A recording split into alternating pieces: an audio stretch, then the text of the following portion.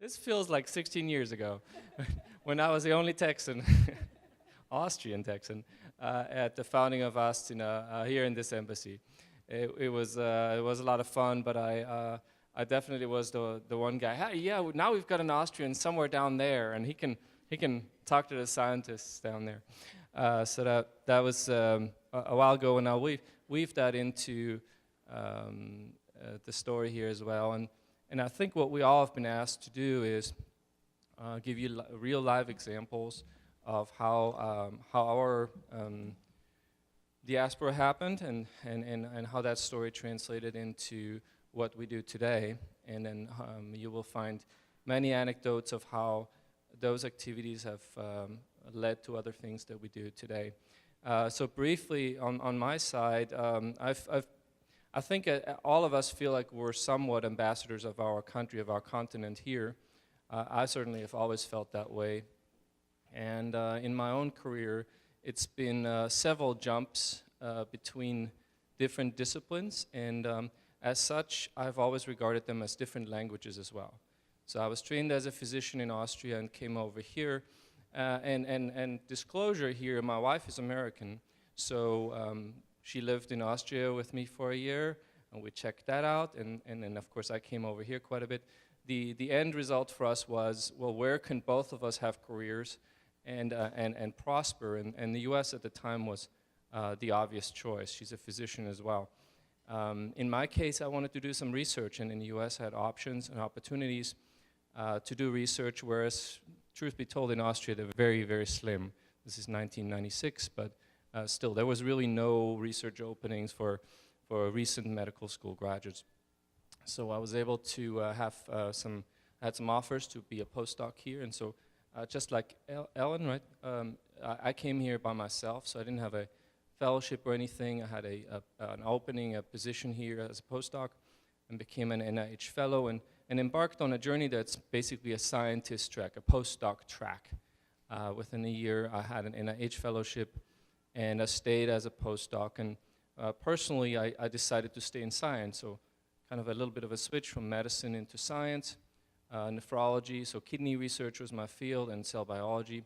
I loved it, had a lot of fun there, got to do all the things that I think a lot of you are doing now, write papers and book chapters and get awards and travel to some cool places and collaborate with people all over the world and little sabbaticals. And so it was a great time, got a lot of really cool experiences in.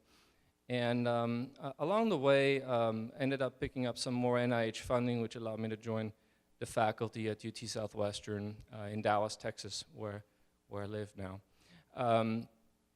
Along those, about that time, I was looking, and I know many of you are looking at career changes and continent changes and things like that. I was also reevaluating my choice to be in science for the next 30 years. Once you're on faculty, you just keep going for another 30 years, and if you love it, that's great. And I had, by choice, had kind of drifted away a little bit from medicine. So I was now in cell biology and in basic science research and away from patients. And when I was really honest with myself, I said I kind of missed that. I missed seeing that personal impact that I grew up to have. And I also had an interest in business, but I really didn't know what exactly. And so I got an MBA and did that in the evenings at Southern Methodist University, which is in Dallas, and then really discovered my passion for entrepreneurship. And I started volunteering at a local medical device incubator that was just started. And a year later, when I decided to leave academia, I joined that incubator and helped build it. Literally, we built the building, and then figuratively, built the operation up to grow. Now, back to a minute ago. Well, let me finish this. 5 years ago, then did this for 5 years. 5 years ago, then I left that organization and started my own healthcare seed accelerator, which is basically a micro venture capital fund with a program attached, which means we selectively take healthcare startups in, work with them for 3 months and give them some seed funding, and we invest in them. I've also since become an angel investor myself, and my partners are angel investors, and we're all backed by angel investors and family offices. So we do some really cool stuff. So along the way, like I mentioned earlier, when I was a postdoc, 16 years ago or so, I was here in this building, and that thing about the Texan in the room, that really happened because my daughter, my wife was doing a sabbatical at Walter Reed, and I did one at NIH, and my young daughter needed her citizenship, proof of citizenship, so we came up here. We knew the ambassador through someone, and ended up meeting him while we were getting that document. And before I knew it, he said, oh, you're from Texas. Oh, we've got Philipp Steger here. Hold on a second. And before I knew it, Philipp Steger, the founder, I think the first science attaché here, was in the room as well, and said, oh, you're from Texas, that's great. That's a big blank spot. We're trying to build a network. It's going to be its own network. And we didn't even know what it was called, Astina or anything like that. But we needed someone down there, so basically, you're it. Tag, you're it.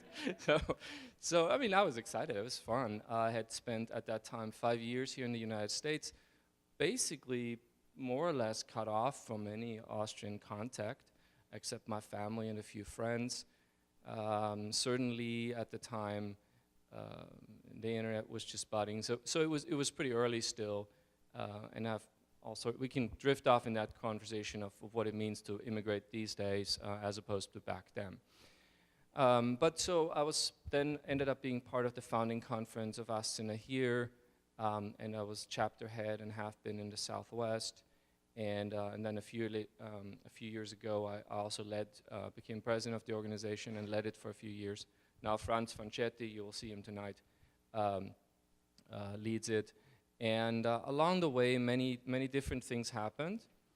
So now I'm kind of pivoting into what this network means, and I think a lot of you can experience that through EURAXESS.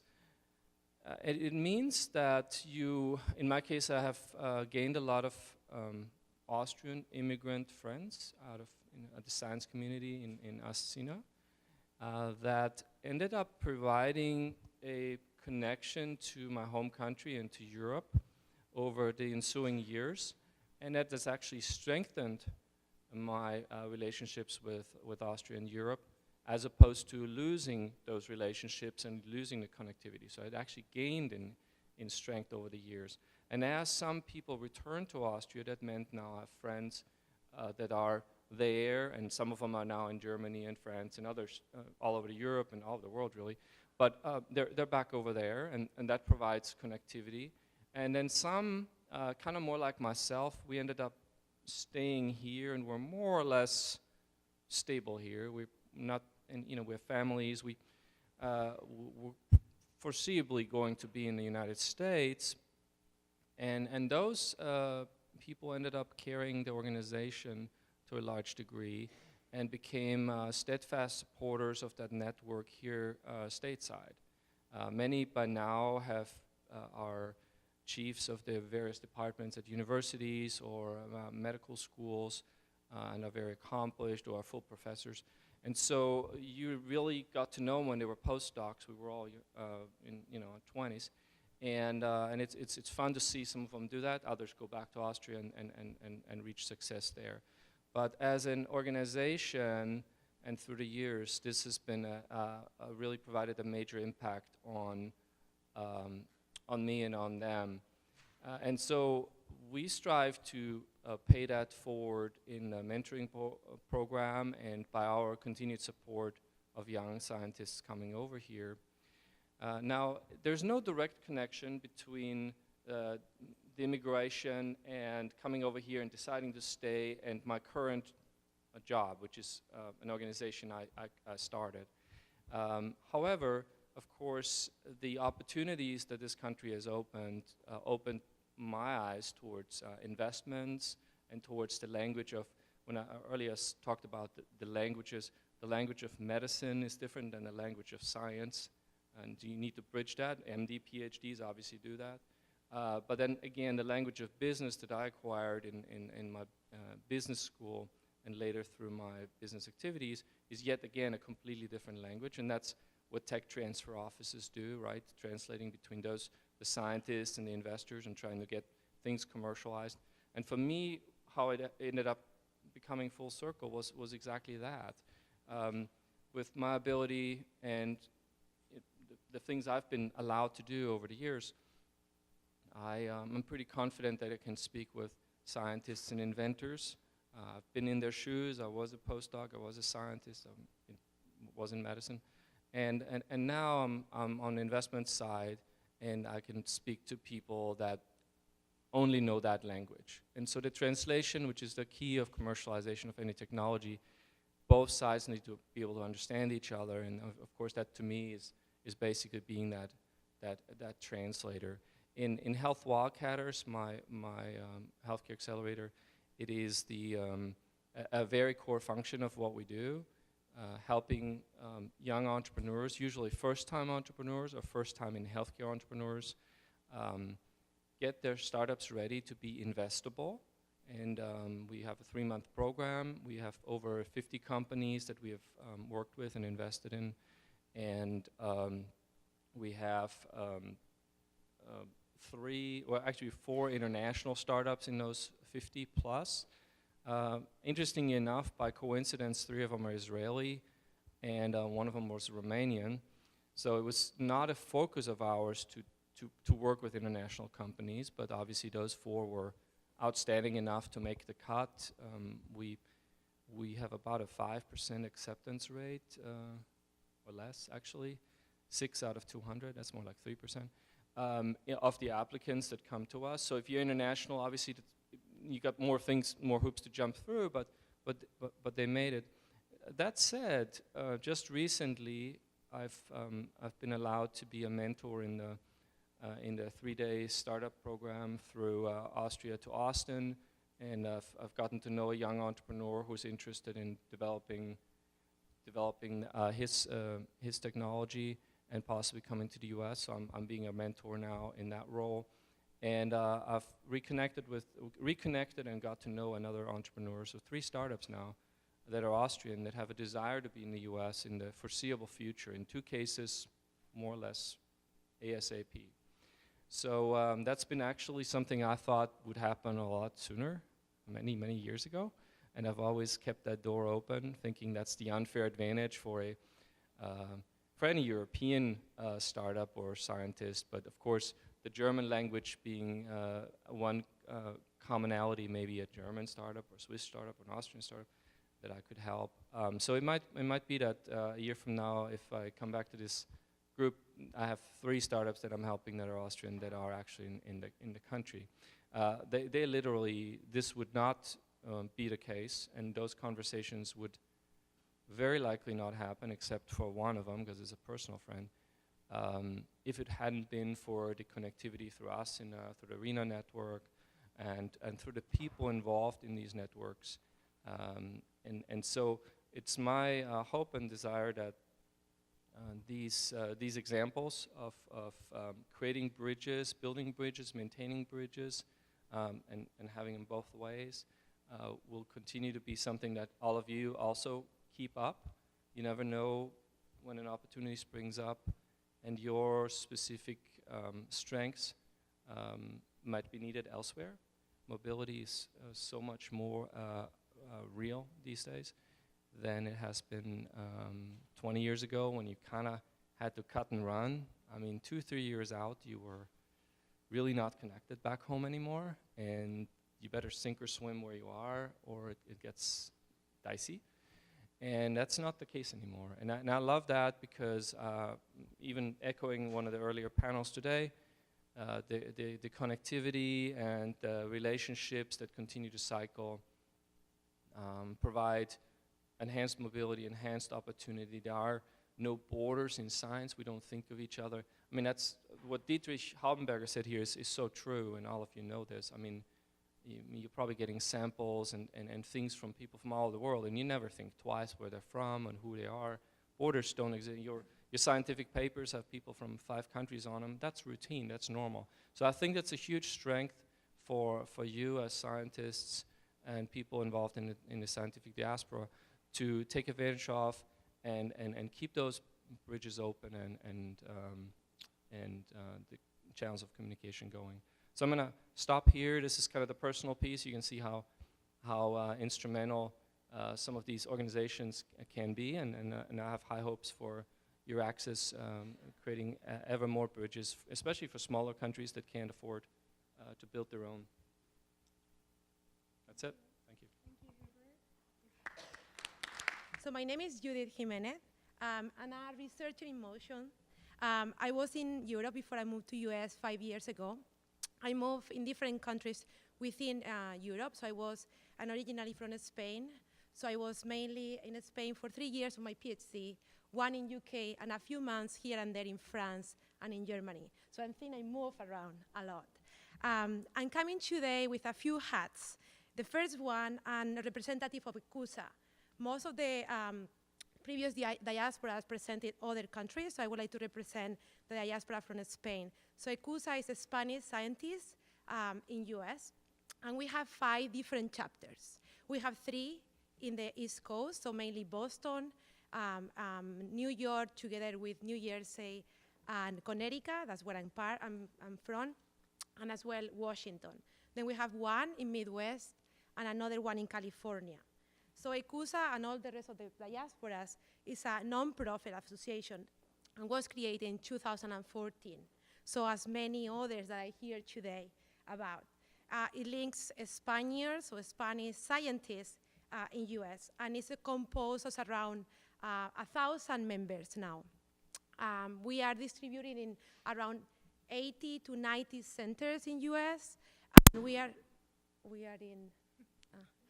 are in around 33 states. We have around 20 different programs within the career development, and e-visibility, the program that I'm talking to you today, is within that career development. We have others, as you mentioned here before. We have mentoring, fostering grads, and fostering docs. Fostering docs is similar to GEMI and fostering grads, and they were presented last year here by my colleague Anna Maestre. And we have, I think, 15 pairs of either postdocs with next step career, and as well like 15 to 20 grad students from Spain that they are coming to US for a short stay. The main mission of all these programs is to connect scientists within the Spanish group, as well to connect Spanish scientists to other diasporas, to communicate to our society our findings, our discoveries, and to promote the interaction between government, industry, and academia. We are all volunteers, so I'm a volunteer as well in ECUSA, and I'm very active. I'm part of the advisory group, so I help to create a program and welcoming package for Spanish students and scientists that are trying to come to US. So I helped in the last year to create this program. It's been instrumental helping with health insurance, type of visa, and relocating in the city they are coming from, and they're gonna stay here in US. And I became a director of the e-visibility program a year and a half ago. And my main mission is as well to transmit all the discoveries that we have in the lab, all the discoveries that we have in different industries and in technology and science to the broad audience, between our diasporas and as well to the non-scientist community. So together with other 2 directors, Estela, she's in California, and Christina, she's in Oregon, in Portland. The 3 of us, we Skype regularly, and we talk about our program. And the idea, as I say, is to connect. And well, how I do that as well, I do research, so I'm a biochemist and molecular biologist, try to cure breast and ovarian cancer, hereditary breast and ovarian cancer. So I don't have a lot of free time, but all my free time I dedicate to this passion, that is try to communicate science to the community and try to disseminate all what we have. So that's one of my life missions. So I'm always going to talk to people of what we do and how we can improve and innovate in the society with our findings. So this passion started very early on, and I would like to share with you a personal experience. I used to run to my grandparents' house to tell them about my last experiments that I had in the science class, right? So I was there in the science class making kind of salt crystals, or even testing, I don't know if you remember, that kind of flotation properties of the eggs in different kind of waters. I don't know, in science class, you put the egg in water, and the egg either float or go down. You put it with salt, or you put it with water and sugar, and then you test the flotation. So I remember going to my grandparents and telling them, can we do this together? Can I explain you what's behind that experiment, and how long took scientists to understand liquid properties, right? And physics properties of liquid. So I was there explaining to them, and I remember them telling me, well, now that you are doing it with me, now I understand it. Now everything makes more sense. So that's something that I took from my childhood, and it keeps going on and on. So e-visibility, that kind of kid or baby that a few of us created, trying to transmit all the scientific discoveries, all the findings that we have in the lab to the community. So right now we are doing it within the Spanish community, inside and outside ECUSA as well, and inside and outside US. So I guess I would like now to introduce what is e-visibility and our main goals. So our main goals have been producing in different formats science to the community.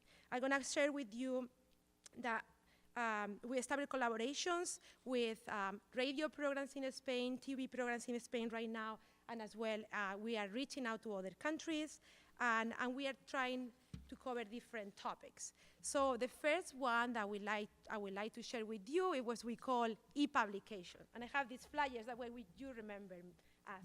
So e-publications is based on taking scientific discoveries. It could be patterns, it could be papers, it could be projects that you get, it could be big achievement that you have.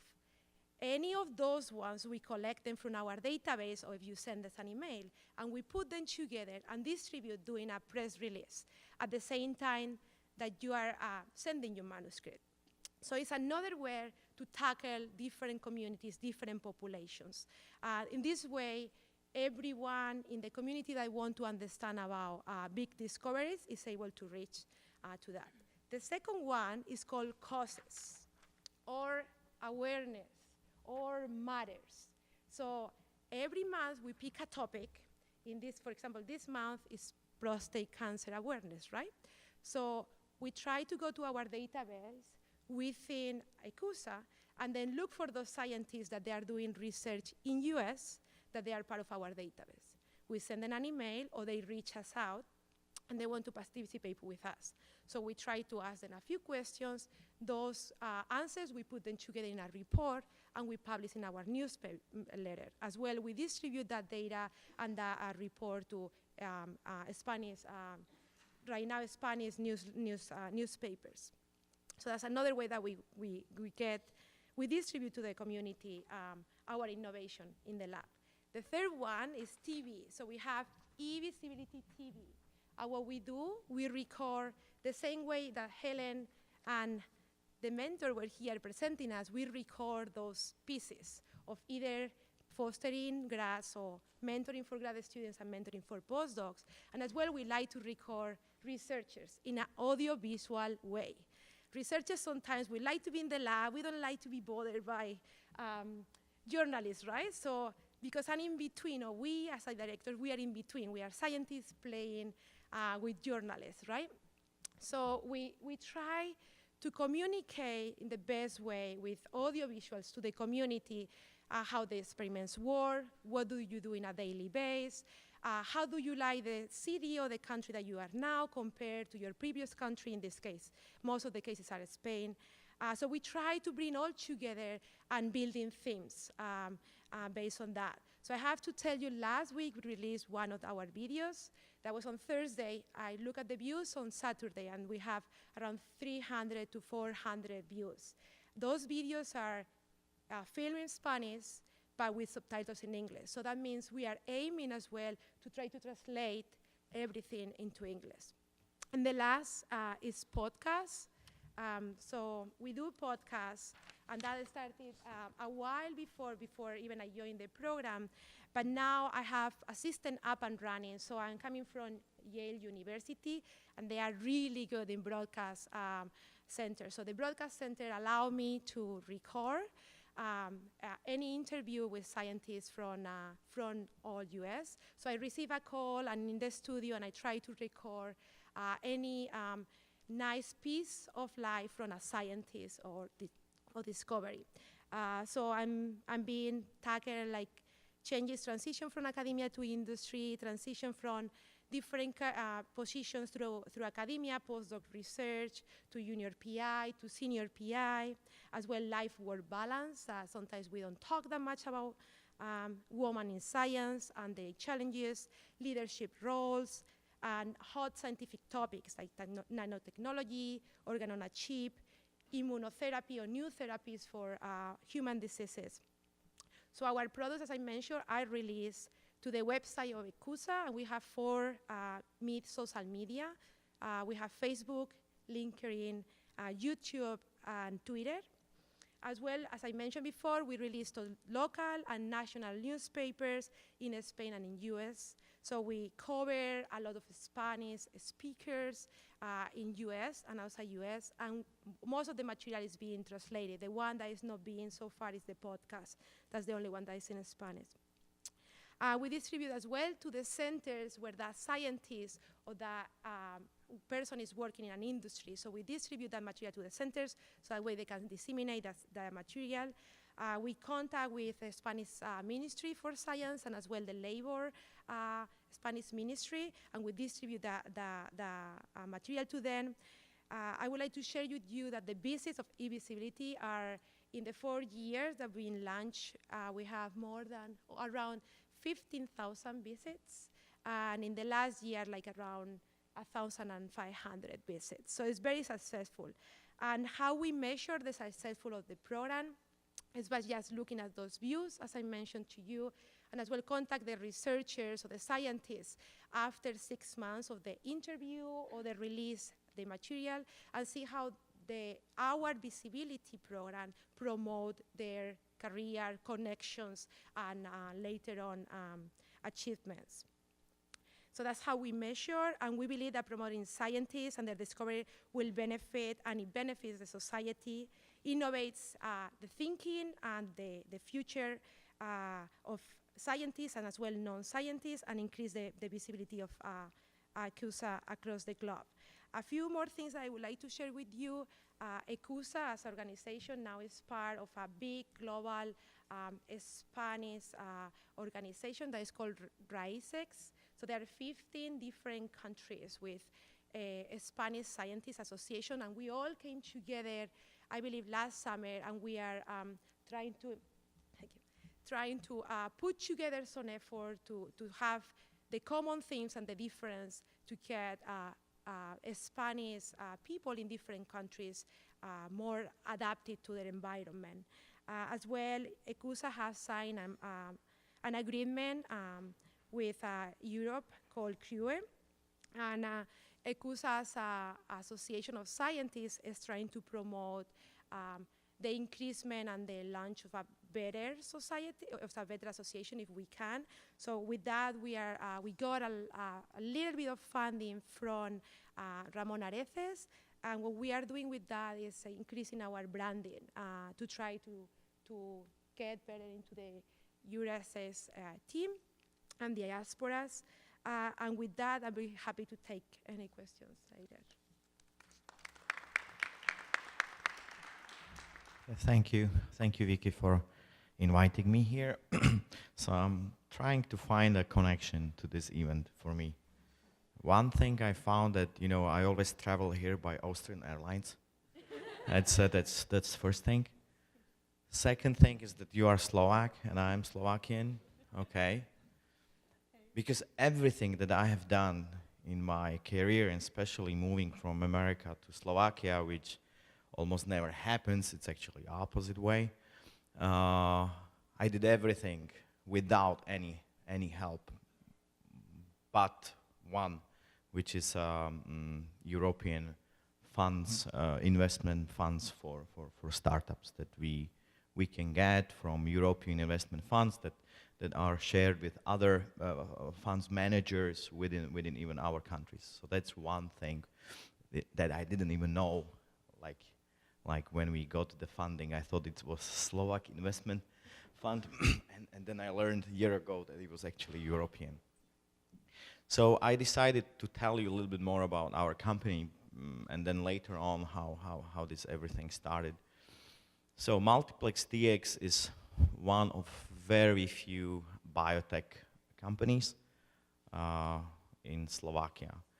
And we are trying to develop novel diagnostic technologies, especially for oncology. And the reason is because we all know that cancer is a huge problem. And we always ask why when we have so many different drugs and therapies available. And one of the reasons is that not even two cancers are alike, and we often misdiagnose cancer. And so just the usual story of every day is when somebody is diagnosed with a cancer, treatment doesn't work. And it's not always fault of the drugs, but often is fault of misdiagnosis. And that's exactly what we want to change in our company. We want to develop precise and personalized diagnostics. And that's why we established a team. So I have one member with me, my partner, Peter Killian. We started 3 of us. The connection that we all had was that all of us, we had PhDs from abroad, from Canada, Switzerland, and I actually have PhD from Iceland. So I represent Iceland. And we, all 3 of us, had kind of a mixture of some kind of business and science. Vladimir used to work in QIAGEN, and then he was business director in another company here in Maryland. So that's why we started in Maryland. Peter has an experience in tech transfer and how to accelerate and build startups. And me, I was the least experienced guy in business. That's why I took CEO position, because that's actually was open. So our innovation is basically based on that. We think and hope. We are the first company or first researchers where we combine 2 different RNA-based technologies, visualization of the tissue and sequencing, and we call this multiplexed platform, where we quantify RNAs also by visualization on the tissue, but then also the same part when RNA is extracted by RNA sequencing, and we combine quantification. And if the quantifications agree from both technologies, we know it's accurate. And that's how we basically diminish or eliminate misdiagnosis. It's not that I got this idea. We got this together in Tusha Lab, which I joined as a postdoc at Rockefeller University, 2009, and we were the first to publish really nice paper on skin cancer, where we were able to distinguish between 2 skin cancers.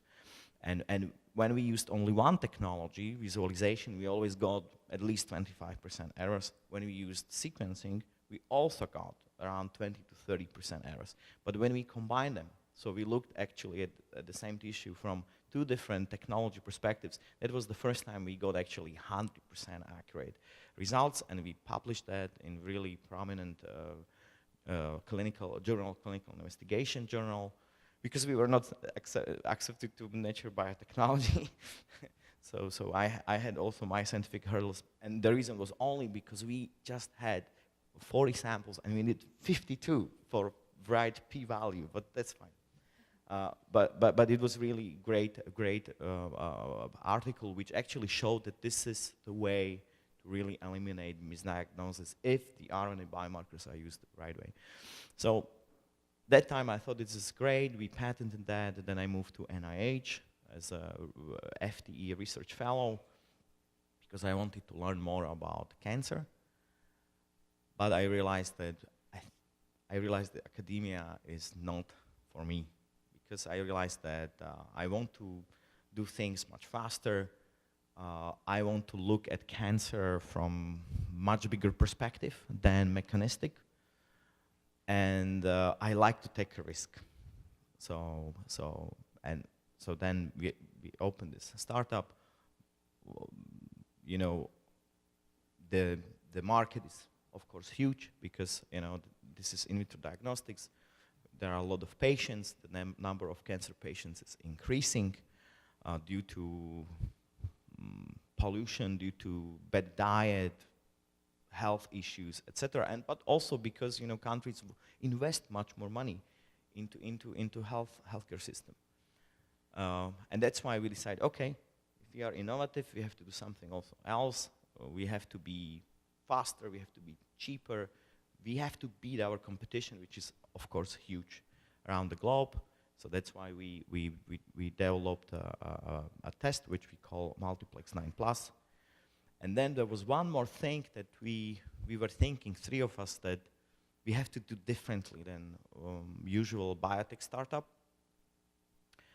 And we decided that we want to create revenue from first day, which is, you probably know, in healthcare a startup, it's impossible because diagnostic technologies and tests must be validated. It takes time. It sinks a lot of investors' money. But because we are also technologists, we realized, but every single diagnostic test is built on technologies, and then those technologies are built on different things, reagents, probes, sequencing adapters, etc., etc., etc.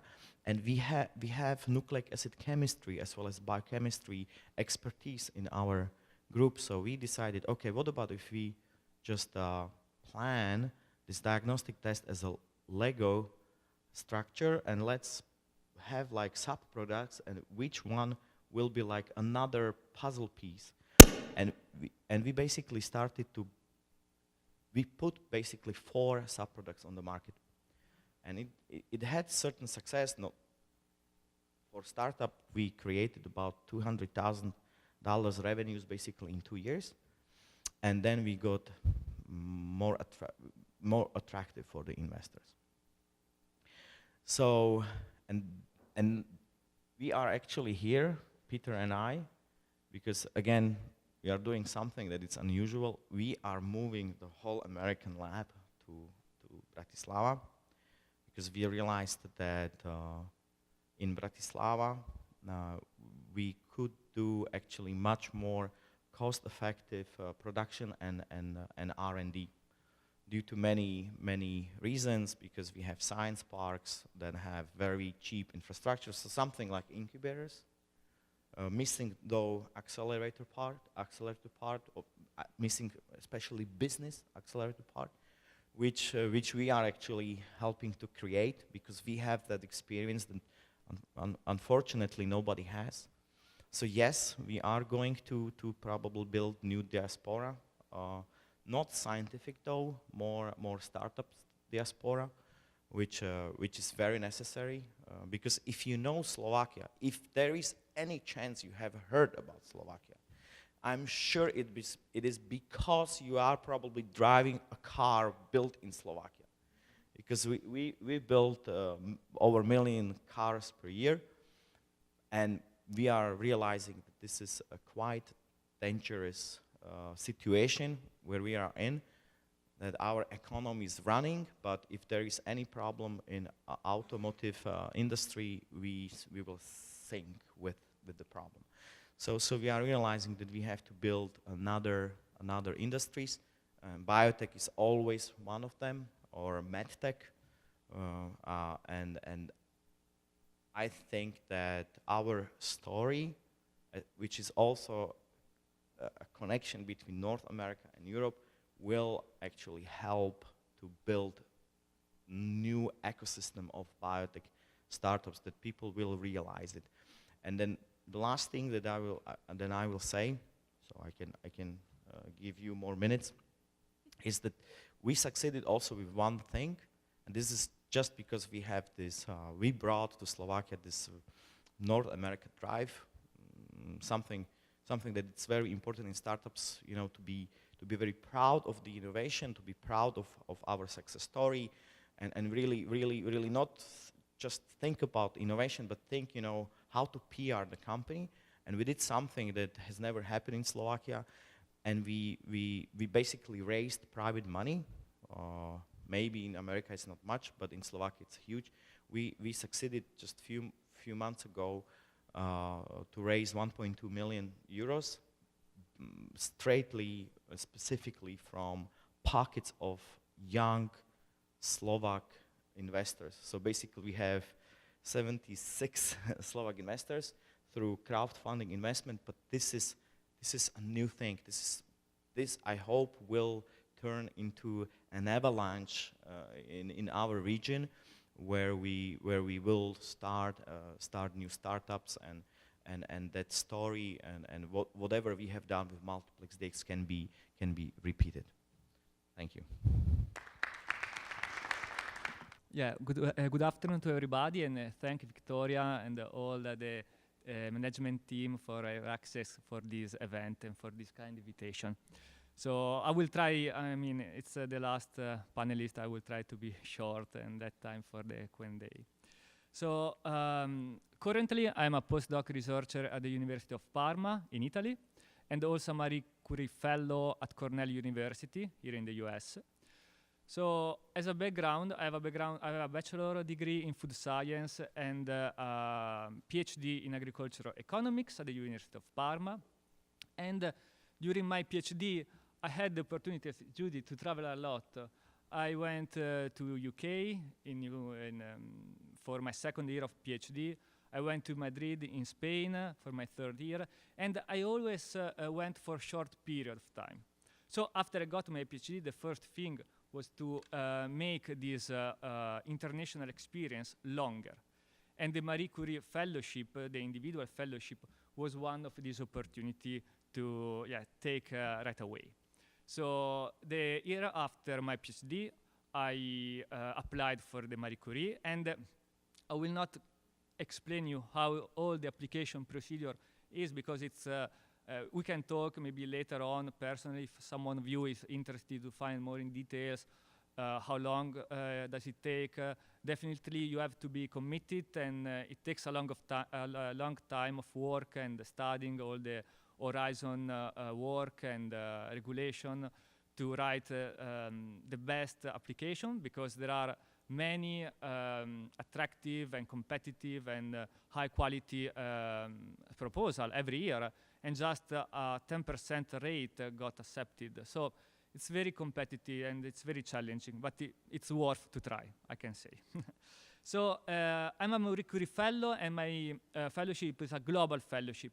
What does it mean? We briefly talk today about this fellowship. There are European fellowship, which you spend tops of 2 years in a European institution, and you can apply no matter what nationality you are. Or global fellowship, where you spend 2 years, tops 2 years, in a outside European institution, and then 12 months back in Europe. So now I've been granted in 2017, last year. I arrived here in the US last July. So I'm kind of the middle of my US outgoing phase. And next summer I will go back to Europe at Parma University, where I spend the last period and try to get back all the know-how, knowledge, skills that I acquired here, and to open new collaboration between these two institutions. So today I'm going to present you what Marie Curie Fellow does, and what are the benefits and opportunities to apply for this European program, which I remind you is a fellowship which covers living cost, travel cost, research cost.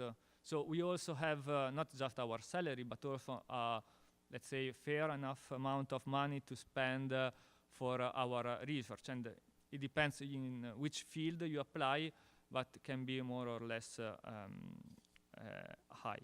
So I'm an agricultural economist. I study consumers' behavior, and my project, as Victoria told you, is called CONSUMEHealth, using consumer science to improve healthy eating habits. So the objective is to understand why consumers, what are the drivers that make consumers do certain healthy food choices, what are the barriers not to do these healthy choices, and try to understand how, with stakeholders, we can improve the environment and the policy decision in order to improve and to create strategies to promote these healthy eating habits among the young population and not only.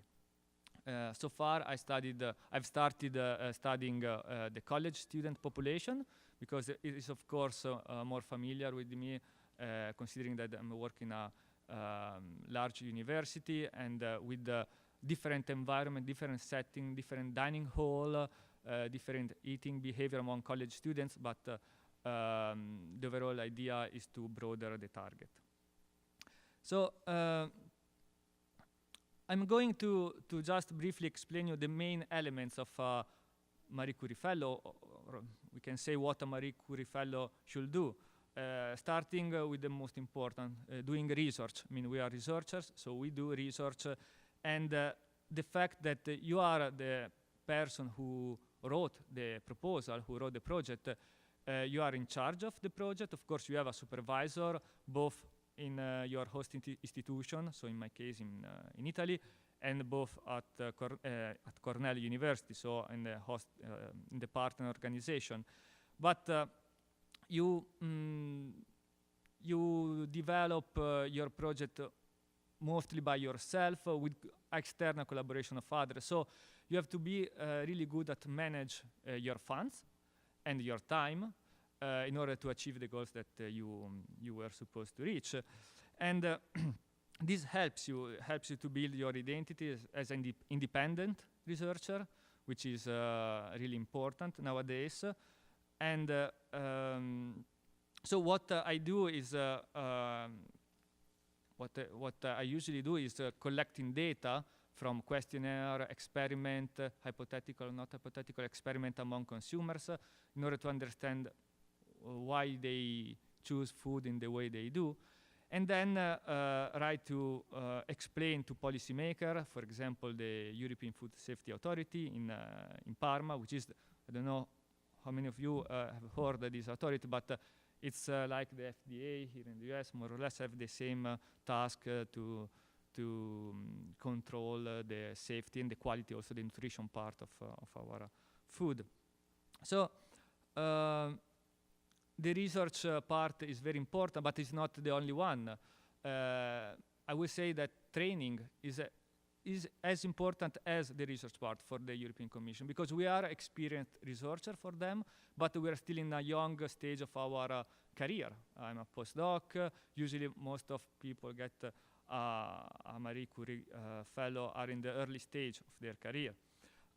So training is very important, and in the last year at Cornell I attended so many workshops, seminar, classes, webinar, and not only in order to acquire knowledge about research skill, so how to develop questionnaire or how to use this statistical model, but also more transferable skill, complementary also. So how to communicate better, how to improve your fluency in English, how to include design thinking in your research project, or other topics which are rarely covered back in Europe, at least in my personal experience in Italy, because usually, at least in Italy, when you have finished your PhD, you stop learning, you stop attending these seminars and these classes, and it's not happening here. I mean, in the US, there is a continuing learning process, and this is very important. So I learned a lot about academic writing and other skills, so also how to become a better teacher, a better lecturer, which I'm really looking forward to bring back to Italy.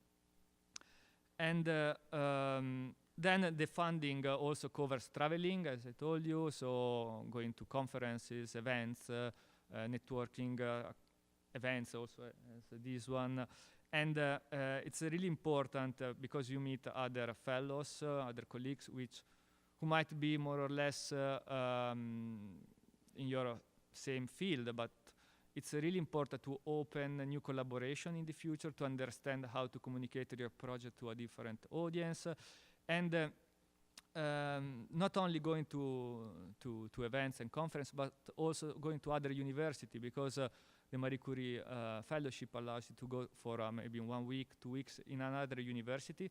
So last year I went to the Michigan State University for seminars, for meeting a professor in that university that I knew that they had the same interest. And so it's to open collaboration, not with your partner organization, your main partner organization, but also with other institution or industry in the US or in another countries. And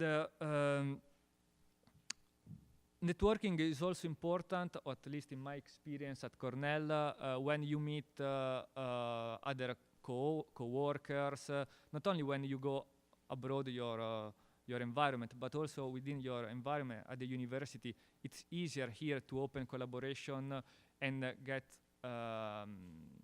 opportunities with talking with librarians, talking with workshop lecturers, or other people that are really interested in helping you and collaborate together. Then it comes to the phase when you have some results, or even if you don't have yet, there is the phase to disseminate your activities, your work to the broader target audience that you can. And so personally, there are many ways, different ways that you can approach the dissemination part. I created a personal blog where I post news of my activities, of my research on, let's say, a weekly basis, more or less. And I mean, I also try to use as much as I can the social platform, Twitter, Facebook, as much as possible. But you can reach different targets, based on the channels that you use. Last year, I've been invited from the European Food Safety Authority to speak to a group of students for a summer school about my activities. So in this case, was more related to in the scholar environment, whereas with another activity, the European Research Night, you target a completely different group of audience, which is the general public, mostly family, children. I mean, I don't know how many of you are familiar with the European Research Night, which is getting very popular in the last year all across Europe. But it's one day where the university lab, university office open to the citizens, and more or less in most of the cities in Italy at least, but in many other countries in Europe, and the researcher can explain in a very easy and clear way what they are doing, and what they're doing is helpful for the society. So also how the taxpayers' money are used, and there are benefits for them. So last year I was here in US, so we just done a live streaming from the US to Italy during the European Research Night, and next year I'm looking forward to present my results in person in Parma. Then, of course, it's important not only communicate your activities, but also the Marie Curie Fellowship itself. So I've done some seminars, both in Parma and Cornell, to young scholars, PhD students, postdocs, to explain more in details what is a Marie Curie Fellowship, how can they apply, the benefits that can get. So this is another activities which is in some way required, but I definitely do with very pleasure, because disseminate the passion about science. It's one of the main topics, main aim of a researcher. And finally, I just want to mention the Marie Curie Alumni Association, which I'm part of, because last year I was invited in Rome from Angela to attend to the 150th anniversary of the Marie Sklodowska-Curie birth, where there was an event organized by Italian Marie Curie chapter, and I had the pleasure to meet all the other Italian Marie Curie, some of them, and last year here in Washington, during the last edition of EURAXESS, I met the North American Marie Curie fellow, and it's really helpful to understand what other Marie Curie fellow are doing, are experience, and exchange with them the feedbacks. Even if you're not in your field, it really helps you to be more confident of what you are doing, and have some feedbacks also from what you can do in the future. And I have to be honest, I mean, the Marie Curie Association here in North America is very active this year, in 2018, organized several webinars about topics which are really relevant for our career stage. For example, how to enroll, how to apply for a ERC starting grant, or how to write a periodic report. So topics which definitely help the overall community. Besides being a member of the Marie Curie Alumni Association, I also joined the National Postdoc Association and the AAAS here in the US, as well the Italian Scientist and Scholar in North America. So also this association helps you to enlarge your network, research, and not only research network. So just as a final remark, I mean, it's definitely bright to work as a Marie Curie fellow. Definitely boost your career development. I mean, can pave the way for your future work. So I will definitely suggest to anyone who is interested to give it a try.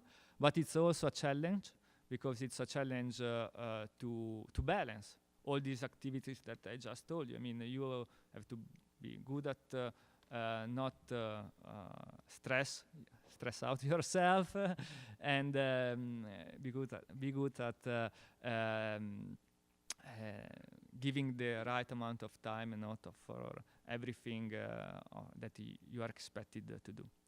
So yeah, without a doubt, I can say that this Marie Curie literature opens your horizon, your future. So thanks for your attention. If any of you would like to ask one of these brilliant scientists that I have on stage, now it's your turn, now it's your time to ask something that has been burning perhaps while they were speaking. I know you might be tired after the whole day. The sun is going down, as we can see up there. Maybe now we can start again the day with the presentations, because now we would be able to see them. Maybe not. No, thank you. Okay. I like it here. I like it this way, actually. So we are going to then continue with the keynote speech, but before we do, are you sure you're not curious anymore? You don't want to ask anything? They were super clear. Okay, we have a question. Thank you, Alberto. Grazie. Prego. I have a quick question for Pavol. You mentioned that you're moving your lab back from the United States to Slovakia, and you said that basically lower operating costs are one of the reasons. I was wondering if you could tell us a little bit more about that. What are all the pros and cons that you had to evaluate in making this decision? We are not using FedEx, that's one thing. So, pros is, as I mentioned, we have very nice lab now in Bratislava, which is part of Science Park. The rent is cheaper. The infrastructure is much better. So basically, with money that we have, we can do much more. And we are placed into area where there are other faculty of natural sciences, as well as medical school or technology university. So we have interactions with students, with other scientists. Here, because we got seed money from Slovakia that we were able to transfer to United States, we couldn't do much with that. Even though here you have, especially in Maryland, you have a program for startups. It just did not suit us.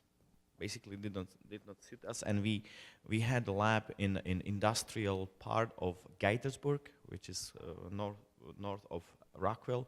We were quite separated from other biotech companies, and it just didn't go well.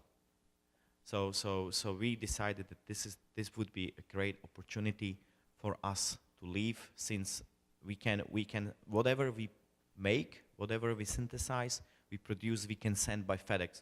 So our clients remain in the United States. The only difference is we might be 12 hours late by sending a package. The cons are definitely that the brain is here. I can personally feel it, that the level of scientists, the level of business level of marketing and everything is much better in the United States, which I really miss. But that gives us maybe an opportunity that we can build something in Slovakia. We can be the pioneers, bringing the thinking, business thinking, marketing thinking about biotech and medtech to Slovakia. Being this said, it's horribly challenging. That's I don't know if this pros and cons. It's horribly challenging. It's difficult, but this is definitely some challenge we want to take.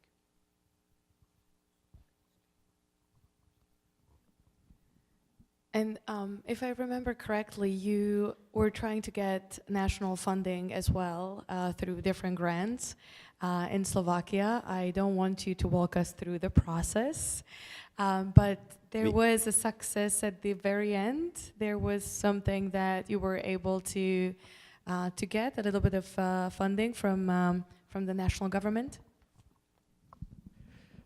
Yeah. I mean, you are from Slovakia. You shouldn't ask these questions. Okay, I will be very honest.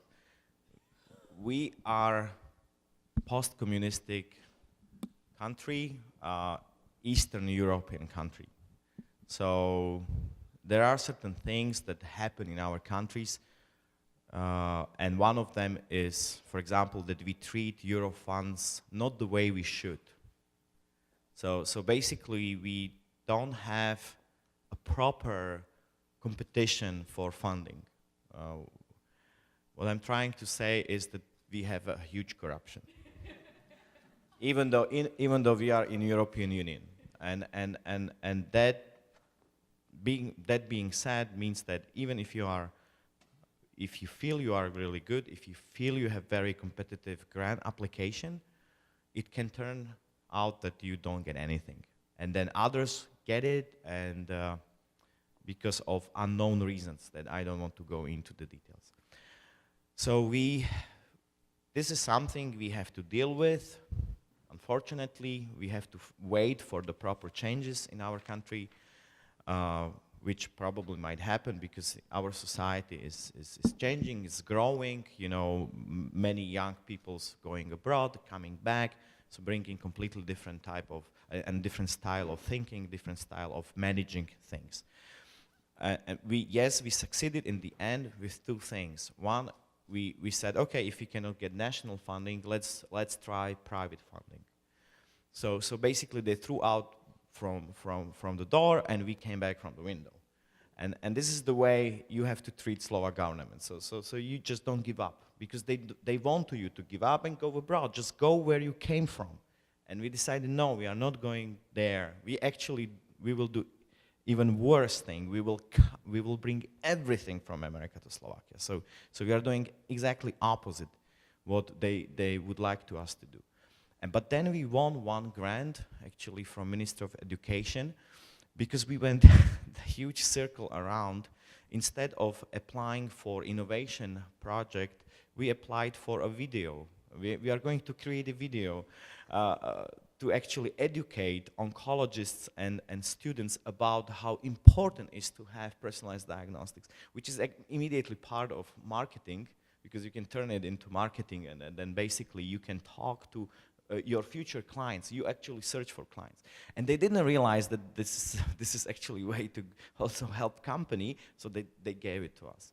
So yes, there are ways you can succeed, and basically, but the most important thing about Slovakian national funds is just never give up. Just don't give up. Just go and apply, reapply. Don't worry about this. There are also other funds, European funds. There are SME. There is Horizon 2020 and other things. Just never give up. That's true. That's true of all entrepreneurs, and never look back. Forward. Yes. As a prerogative of the microphone concierge, I'll ask a question to Hubert, which will try to tie in what also Pavol mentioned. So, some background, Hubert, you attended a pretty interesting healthcare conference in Vienna recently, Health Pioneers. So I was wondering maybe a message you could give to the room as someone who travels back and forth between both continents. What is the general sentiment you're feeling right now? Is it that Europe is trying to animate people like Pavol, who, grew up, perhaps were educated in the United States, to come to Europe, to relocate for the reasons Pavol just mentioned? Or is it along the lines, we'd love to see what people like you, Hubert, are doing, the great stuff you're doing in the United States, and explore corporations where we Europeans can come to the United States and cooperate with you? Which way is kind of the innovation migration going according to someone who's working at that nexus? You're not going into politics, right? I think it's a fair question. It's a layup, but it's true.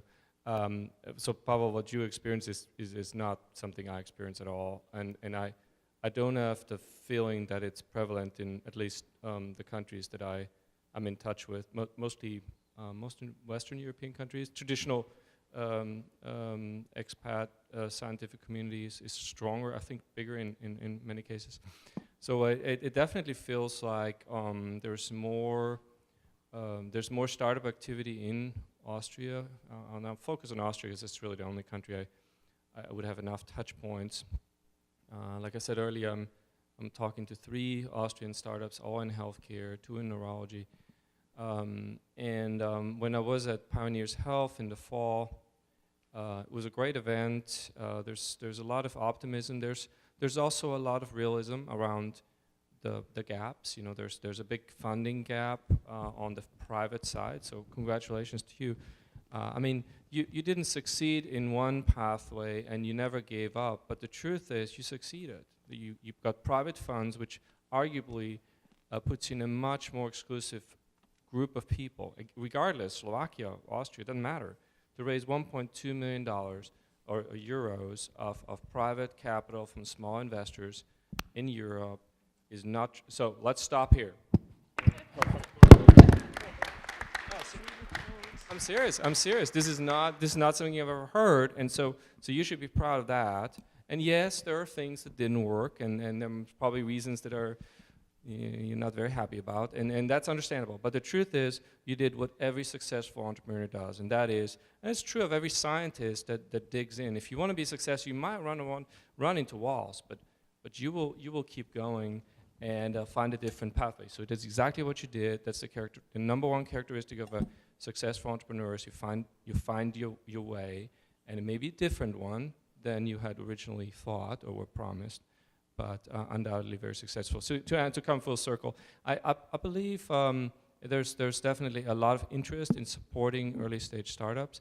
I don't think government can institute, I think there's a lot of funding for startups from government entities. Not easy to get, but then again, it's not easy to get it here from investors either. I think there's a lot of interest in it. It's very hard to institute private capital to make investments. And so I think this is some of the frustration is at the intersection of, I got a grant for 3 years, I built this startup, now what? Because government cannot continue to fund the startup, or shouldn't probably, at least that'd be my opinion, So how do you make that handoff better? And I certainly have some ideas around how government could work with industry to secure some of that. But overall, I agree. I don't think I can't second that I've experienced that sentiment. Thank you very much. Would you like to ask a question? Do we have time? We have a minute, yes. Okay, and it's just a perfect question, in my opinion, to bring it back to this meeting, and it's to Giovanni. You've been a member of the Marie Curie North America chapter, or you are, and you're also, I believe, a member of ISNAF. Yeah, yes. I am. Could you just shed some light on how different or similar these diasporas are, and your experience with these diasporas, whether it's starting with Marie Curie or just coming in and finding ISNAF ready? Thank you. Yeah, thank you. That's a tough question. No, I'm really familiar with the Marie Curie Alumni Association because as soon as you become an Marie Curie, you, let's say, automatically become also an alumni of the association. And so you receive newsletter, you receive invitation for work groups, for events, for webinars, and they are very active. I mean, the general association, the Marie Curie, and the single chapter, Italian one, and the North American one. Regarding the Italian scientists and scholars, I became aware of this association when I arrived here, and I couldn't have any chances to go to their annual meeting in Washington, D.C., so I haven't had the chance to get familiar with their activities and what they do as I've done. So this is my personal experience, yeah. Well, you still have a couple months to do so, yeah, before you move back. I know that you might have different backgrounds and you have had different paths and experiences, either professional or personal, but what is one of the main connection and also to our annual meeting today is that you are amazing and successful European scientists who are either still here in North America and are connected to your own people or to Europe in general, or you have made your way back as Pavol, and you will go back very soon to Italy to continue doing wonderful science and making this world a better place. So please help me to thank them and end the panel number 4. Thank you.